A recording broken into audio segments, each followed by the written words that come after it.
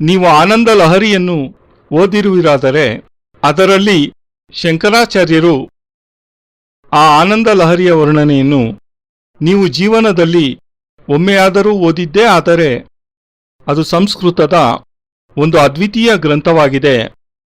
ಅದರಲ್ಲಿ ಭಗವತಿ ಪಾರ್ವತಿಯ ವರ್ಣನೆ ಮಾಡಲಾಗಿದೆ. ಅವಳ ಸ್ವರೂಪ ಮತ್ತು ಸೌಂದರ್ಯದ ವರ್ಣನೆ ಮಾಡಲಾಗಿದೆ.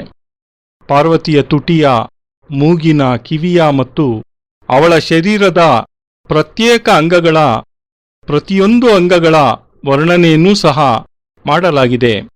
ಮತ್ತು ಈ ಎಲ್ಲ ವರ್ಣನೆಯನ್ನೂ ಶಂಕರಾಚಾರ್ಯರಂತಹ ಸನ್ಯಾಸಿಯೇ ಸ್ವತಃ ಮಾಡಿದ್ದಾರೆ. ಇದರ ಅರ್ಥವೇನು? ಶಂಕರಾಚಾರ್ಯರು ಘೋರವಾದ ಅಶ್ಲೀಲ ವ್ಯಕ್ತಿಯೆಂದೇ? ಇಷ್ಟೊಂದು ಸುಕೋಮಲ ಮತ್ತು ಸುಂದರತೆಯ ವರ್ಣನೆ ಪಾರ್ವತಿಯ ಬಗ್ಗೆ ಮಾಡಿದ್ದಾರೆಂದರೆ, ಅದೂ ತಮ್ಮ ತಾಯಿ ಜಗನ್ಮಾತೆ ಪಾರ್ವತಿಯ ಬಗ್ಗೆ ಮಾಡಿದ್ದಾರೆಂದರೆ ನಿಜವಾಗಿಯೂ ಅವರು ಅತ್ಯಂತ ನಿಕೃಷ್ಟ ವ್ಯಕ್ತಿ ಆಗಿರಲೇಬೇಕು, ಅಲ್ಲವೇ? ನಾನು ನಿಕೃಷ್ಟ ವ್ಯಕ್ತಿ ಎಂದು ಶಂಕರಾಚಾರ್ಯರನ್ನು ಕರೆದಿದ್ದೇ ಆದರೆ ಈ ತಪ್ಪು, ದೋಷ ನನ್ನ ಹೃದಯದ್ದಾಗಿರುತ್ತದೆಯೇ ಹೊರತು ಖಂಡಿತವಾಗಿ ಶಂಕರಾಚಾರ್ಯರದ್ದಾಗಲಿ ಮಾತೆ ಪಾರ್ವತಿಯದ್ದಾಗಲಿ ಆಗಿರುವುದಿಲ್ಲ. ಒಬ್ಬ ನಾರಿಯನ್ನು, ಸುಂದರವಾದ ಪುಷ್ಪವೊಂದನ್ನು, ಗುಲಾಬಿ ಪುಷ್ಪವೆಂದು ನೀವು ಕರೆದಿದ್ದೇ ಆದಲ್ಲಿ ಇದರಲ್ಲಿ ದೋಷವೆಲ್ಲಿಂದ ಬಂತು? ನಾನು ಗುಲಾಬಿ ಹೂವನ್ನು ಗುಲಾಬಿ ಹೂವೆಂದು ಹೇಳದಿದ್ದರೆ ಅದು ಖಂಡಿತವಾಗಿ ನನ್ನ ನ್ಯೂನತೆಯೇ ಆಗುತ್ತದೆ, ನನ್ನ ಅಲ್ಪತನ, ಅಶಕ್ತತೆಯಾಗುತ್ತದೆ ಮತ್ತು ನನ್ನ ನಿಕೃಷ್ಟತನದ ಸಂಕೇತವಾಗುತ್ತದೆ. ಗುಲಾಬಿ ಹೂವನ್ನು ಗುಲಾಬಿ ಹೂವೆಂದೇ ಕರೆಯುವುದರಲ್ಲಿ ಯಾವುದೇ ದೋಷವಿಲ್ಲ. ಸುಂದರವಾಗಿರುವುದನ್ನು ಸುಂದರವಾಗಿದೆ ಎನ್ನುವುದರಲ್ಲಿ ಯಾವುದೇ ಸಂಕೋಚವಿರಬಾರದು. ಆದರೆ ನಾವು ಏಕೆ ಸುಂದರವಾಗಿದೆ ಎಂದು ಹೇಳುವುದಿಲ್ಲವೆಂದರೆ, ಜನ ನಮ್ಮ ಬಗ್ಗೆ ಏನೆಂದುಕೊಳ್ಳುವರೋ, ನಂತರ ಏನಾಗುವುದೋ ಎಂಬ ಭಯದಿಂದ. ಈ ಭಯ, ಸಂಕೋಚ ಇವೆಲ್ಲ ಸ್ವತಃ ನಿನ್ನದೇ ಆಗಿದೆ. ಏಕೆಂದರೆ ನಿನ್ನ ಹೃದಯದ ಬಾಗಿಲು ಮುಚ್ಚಲ್ಪಟ್ಟಿದೆ. ಅದು ವಿಕಸಿತವಾಗಿಲ್ಲ, ತೆರೆದಿಲ್ಲ. ಅದರಲ್ಲಿ ಯಾವುದೇ ಮುಕ್ತತೆ ಇಲ್ಲ. ಯಾವಾಗ ನಿಮ್ಮ ಹೃದಯದಲ್ಲಿ ಮುಕ್ತತೆ ಇರುವುದಿಲ್ಲವೋ ಆಗ ನೀವು ಸೌಂದರ್ಯವನ್ನು ಅರ್ಥ ಮಾಡಿಕೊಳ್ಳಲಾಗುವುದಿಲ್ಲ. ನೀವು ಸಮಾಜದ ಒತ್ತಡಕ್ಕೆ ಒಳಗಾಗಿದ್ದೀರಾ, ಬಂಧನದಲ್ಲಿದ್ದೀರಾ. ಮತ್ತು ನಾನು ಹೇಳುತ್ತಿದ್ದೇನೆ, ನೀವೊಂದು ಜೀವಂತ ಶವವಾಗಿದ್ದೀರಿ ಮತ್ತು ನಿಮ್ಮ ಕಳೇಬರವನ್ನು ನೀವೇ ಹೊತ್ತು ತಿರುಗಾಡುತ್ತಿದ್ದೀರಿ.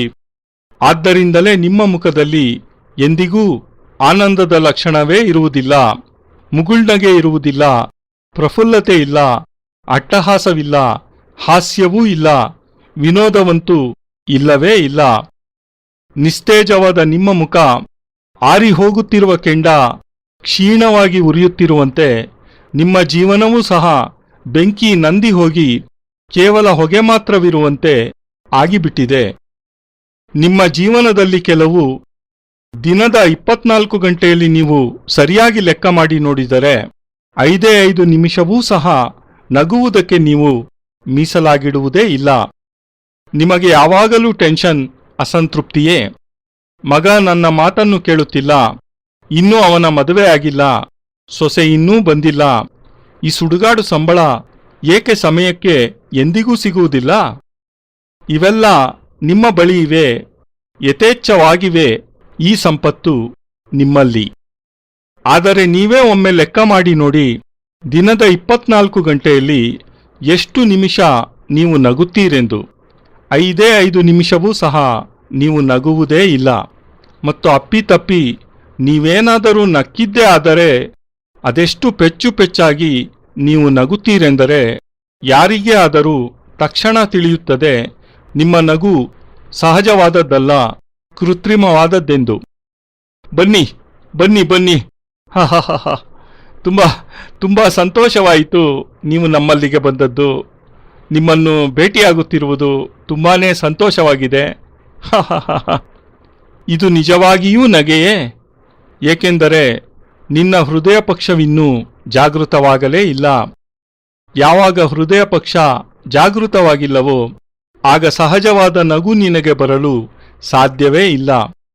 ಬಲವಂತವಾಗಿ ನೀನು ನಿನ್ನ ಕಣ್ಣು, ಬಾಯಿ, ಕಂಠ ಇವುಗಳನ್ನು ಹಿಗ್ಗಿಸಿ ನಗಲು ಪ್ರಯತ್ನಿಸಿದರೂ ಸಹ ಅದು ಕೇವಲ ಅರ್ಧ ಸೆಕೆಂಡ್ ನಗು ಮಾತ್ರವೇ ಆಗಿದ್ದು ಮತ್ತೆ ಪುನಃ ನಿನ್ನ ಮುಖಭಾವ ಮೊದಲು ಹೇಗಿತ್ತೋ ಅದೇ ರೀತಿ ಕೃತ್ರಿಮವಾಗಿಯೇ ಮಾರ್ಪಡುತ್ತದೆ. ಏಕೆಂದರೆ ನೀನು ಚಿಂತೆಗಳ ಬಾಧೆಯಿಂದ ತೊಳಲುತ್ತಿದ್ದೀಯಾ, ಕುಗ್ಗಿ ಹೋಗಿದ್ದೀಯಾ. ಏಕೆಂದರೆ ನಿನ್ನ ಜೀವನದ ಹೃದಯ ಪಕ್ಷ ಜಾಗೃತವಾಗಿಯೇ ಇಲ್ಲ. ಏಕೆಂದರೆ ನಿನಗೆ ನಿನ್ನ ಜೀವನದ ಬಗ್ಗೆ ಸರಿಯಾದ ತಿಳುವಳಿಕೆಯೇ ಇಲ್ಲ, ಜ್ಞಾನ ಅರಿವುಗಳು ಇಲ್ಲವೇ ಇಲ್ಲ. ಏಕೆಂದರೆ ನೀನು ನಿನ್ನ ಹೃದಯದಲ್ಲಿ ಗುರುವನ್ನು ಸ್ಥಾಪಿಸಿಕೊಳ್ಳಲೇ ಇಲ್ಲ.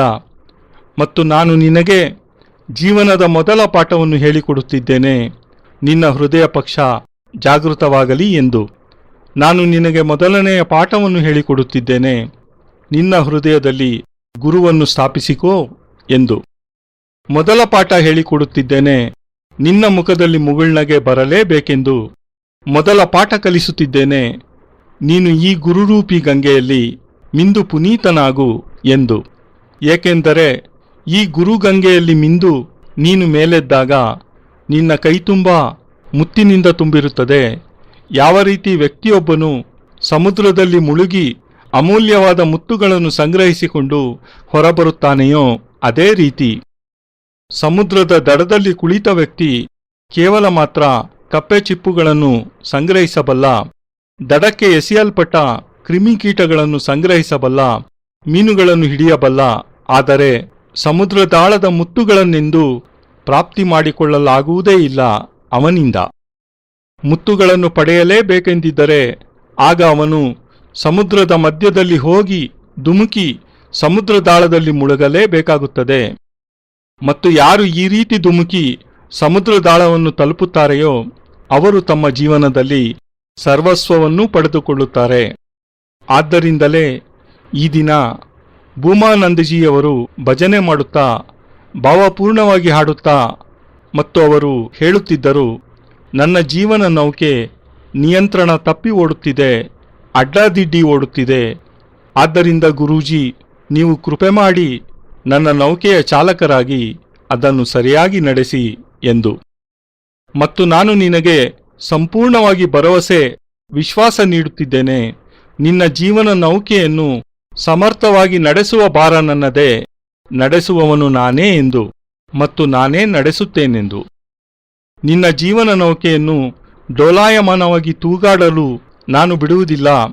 ಆದರೆ ಅವಶ್ಯಕವಾಗಿರುವುದೇನೆಂದರೆ ನೀನು ಸಂಪೂರ್ಣ ಸಮ್ಮತಿ ಸೂಚಕವಾದ ಮುಗುಳ್ನಗೆಯೊಂದಿಗೆ ನಿನ್ನ ನೌಕೆಯನ್ನು ನನಗೆ ಸಮರ್ಪಿಸಿಬಿಡು. ನಿಮ್ಮೆಲ್ಲ ಚಿಂತೆಗಳನ್ನು ನನಗೇ ಕೊಡಿ. ನಾನು ನಿಮ್ಮೆಲ್ಲರ ಚಿಂತೆಗಳನ್ನು ಸ್ವೀಕರಿಸಲು ಸಿದ್ಧನಾಗಿದ್ದೇನೆ